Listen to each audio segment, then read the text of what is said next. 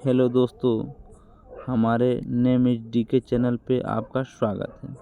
आइए आज हम वर्णमाला पढ़ते हैं। वर्णमाला क्या होता है? ठीक, सबसे पहले कि वर्णमाला क्या होता है। ठीक, वर्णमाला वर्ण के समूह को वर्णमाला कहते हैं। वर्ण के समूह को वर्णमाला कहते हैं। वर्णमाला में कुल 52 वर्ण होते हैं, यह आपको पता होगा। इन वर्णों को वर्ण या अक्षर कहते हैं। वर्णों को वर्ण या अक्षर कहते हैं। ठीक, वर्णमाला को 2 भागों में बांटा गया है। ठीक, वर्णमाला को 2 भागों में बांटा गया है। पहला भाग स्वर कहते हैं, दूसरा व्यंजन। पहला स्वर और दूसरा व्यंजन। स्वर और व्यंजन जो इस प्रकार आपको दे रखे हैं, हमने लिख रखा है पहले से ही। आप देख लीजिए, स्वर आप देख लीजिए और व्यंजन देख लीजिए। ठीक, अच्छा, अब आइए नेक्स्ट पेज पे चलते हैं, आगे देखते हैं क्या है। ठीक, नेक्स्ट पेज पे चलते हैं। ठीक, हाँ, देखिए स्वर को कितने प्रकार में बांटा गया। स्वर कितने प्रकार में बांटा गया। स्वर को कितने प्रकार के होते हैं। ठीक, आइए देखते हैं स्वर कितने प्रकार के हैं। स्वर 3 प्रकार के होते हैं, ये आपको पता होगा। ठीक, स्वर 3 प्रकार के होते हैं। ठीक ठीक, अच्छा आइए देखते हैं पहला स्वर।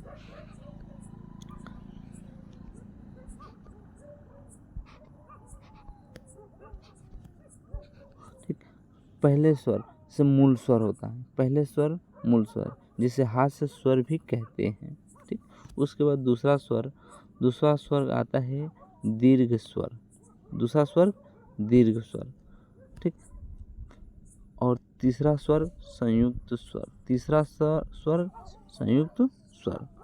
मूल स्वर में जो प्रथम स्वर होता है, मूल स्वर, इसे हास्य स्वर भी कहते हैं।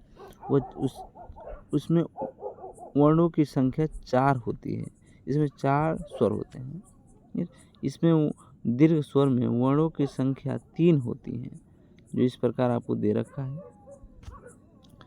इसी प्रकार संयुक्त स्वर में वर्णों की संख्या 4 होती है, जो आपको दे रखा है, आप देख लीजिए। ठीक, उच्चारण के अनुसार स्वर 10 होते हैं, जो हैं इस प्रकार आप देख सकते हैं।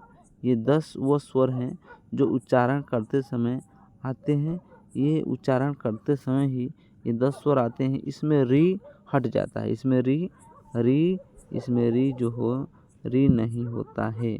उच्चारण करते समय री नहीं आता है। उसे व्यंजन में, री को व्यंजन में जोड़ा जाता है। ठीक, लिखित के अनुसार जब हम लिखते हैं, बोलते नहीं, हम जब लिखते हैं, लिखने के अनुसार 11 स्वर होते हैं। कितने स्वर होते हैं? 11 स्वर होते हैं, जो इस प्रकार आपको दे रखे हैं। इसमें री भी आ जाता है, आप देख लीजिए, इसमें री है, री भी आ जाता है। ठीक, क्योंकि उच्चारण करते समय स्वर री को नहीं गिनते हैं, इसीलिए उच्चारण के अनुसार स्वर 10 होते हैं। ठीक, आपको सुने स्वर। ठीक, आइए नेक्स्ट पेज पे चलते हैं।